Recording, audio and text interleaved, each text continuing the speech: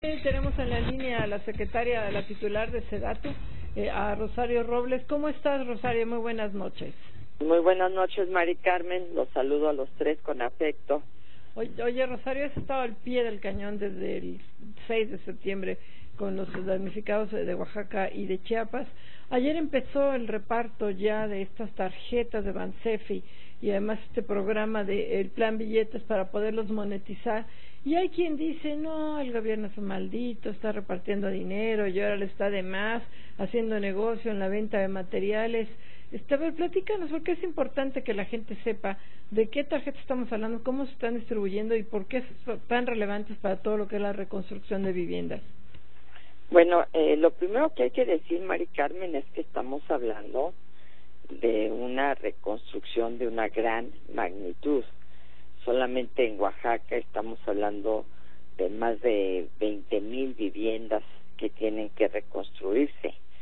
En Chiapas está por concluirse ya toda la depuración del censo, pero en total, entre los dos estados hablamos entre daño parcial y daño total de 110,000 familias, de las cuales alrededor del 40% habrá que reparar, completamente reconstruir su vivienda.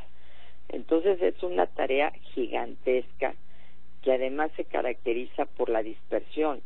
No es que tengas un terreno donde vas a hacer un desarrollo habitacional, es que vas a reconstruir las casas donde la gente ya vivía, tenía su terreno y tienen características particulares cada vivienda. Unas son más grandes, otras más pequeñas, unas responden a la identidad cultural de la región, en fin. Entonces esto no es posible pensarlo desde un punto de vista de una desarrolladora de vivienda, sino a través de un proceso participativo de autoconstrucción en el que participe la gente, en el que cada beneficiario defina su propio proyecto de autoconstrucción y con la asistencia técnica. ¿Cuál es el mecanismo? A través de estas tarjetas que están basadas en un censo que se realizó casa por casa, en donde hay un folio, donde hay un documental gráfico, y en estos censos firmaron los 41 presidentes municipal, por ejemplo, de Oaxaca, y los de Chiapas también, de que este censo estaba finiquitado. Ahora a cada una de esas personas que se censó se les entregan, si es daño parcial, una tarjeta por 15,000 pesos para que ellos reparen su vivienda en los daños menores que tuvieron. Y si es daño total, son dos tarjetas, una que es en efectivo, que es correspondiente al 20% del monto total, y otra que es para comprar materiales. Materiales son un kit de 58 materiales, se hizo una explosión de insumos de qué se requiere para construir una vivienda social, que es la que apoya el gobierno de la República, y logramos con las cámaras de la industria del cemento, del aluminio, del acero, que den a los que reciben esta tarjeta ese grupo de materiales con un 20% de descuento. Nadie está haciendo negocio. Estas cámaras van a distribuir estos materiales con distribuidores locales, con empresarios locales.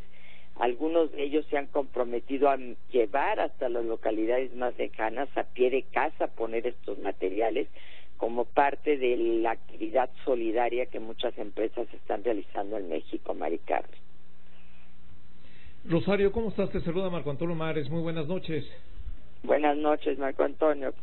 Rosario, me gustaría que le platicaras a la audiencia de Fórmula Financiera cómo describirías la velocidad de la atención que está dando el gobierno mexicano, porque obviamente hay muchas perspectivas, pero los críticos siempre inconformes dicen es que va a una velocidad muy lenta. La promesa del presidente de la República es Año Nuevo, México Nuevo.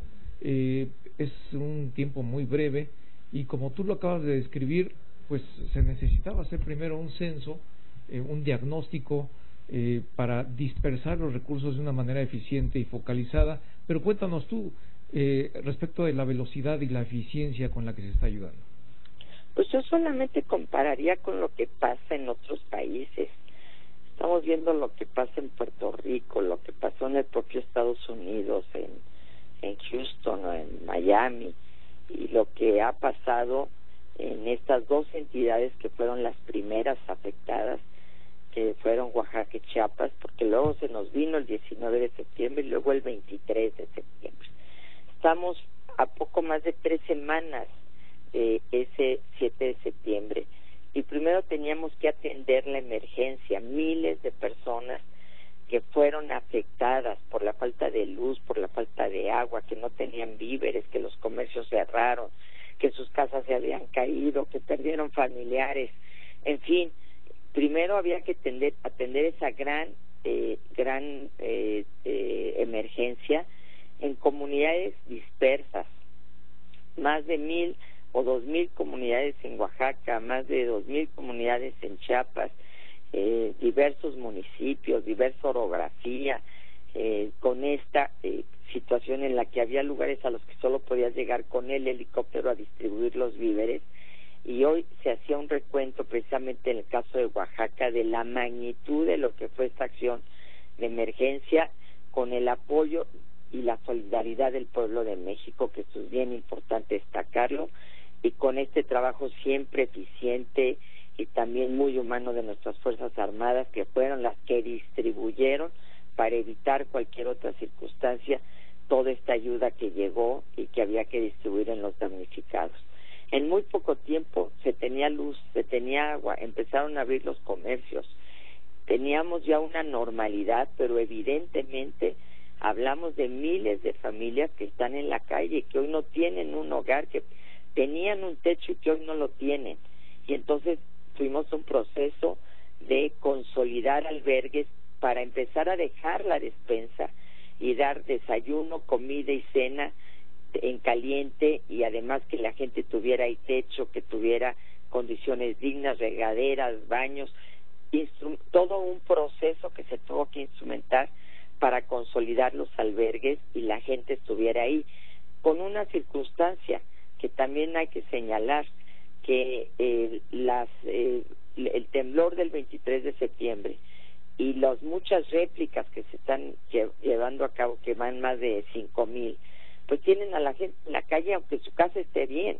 La gente está viviendo afuera, y ahorita con todo y lluvia, entonces seguimos teniendo un problema de carácter humanitario que tiene que estar enfrentando el gobierno y la sociedad civil. Al mismo tiempo hicimos el censo, visitamos en estos dos estados más de 120,000 casas. De los albergues llevábamos a la gente a su casa, porque ahí teníamos que censar, ahí teníamos que numerar, ahí teníamos que entregar el folio y tomar la fotografía. Y después del censo también empezar la demolición de las casas que medio quedaron de pie, pero que no eran habitables, y la recolección de esos escombros. Estamos hablando entre los dos estados de 3 millones de toneladas, 2 estadios Azteca que tendríamos que llenar, y que todavía estamos haciendo esa tarea, porque es gigantesco, y al mismo tiempo empezar con la reconstrucción. No, el daño fue mayúsculo, Rosario, desde luego. Te saluda José Yuste. ¿Cómo estás, Rosario? Qué gusto. ¿Qué tal, Pepe? Igualmente. Oye, Rosario, viendo este censo que ya hicieron ustedes y empezando la reconstrucción, ya sea a través de tarjetas, a ustedes mismos, obviamente está el tema de los desarrolladores de vivienda. ¿Cómo están entrando los desarrolladores de viviendas en este caso? ¿Están a través del gobierno? ¿Están de manera individual? ¿O cada uno de las personas a través de las tarjetas se puede hacer cargo de la reconstrucción? Cuéntanos un poco. La gente tiene las dos opciones.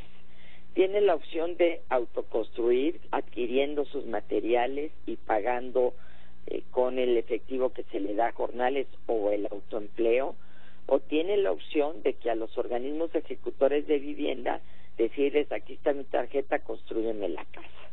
En estas regiones hay mucha experiencia de trabajo comunitario y de ayuda mutua, y por eso la autoconstrucción es muy viable.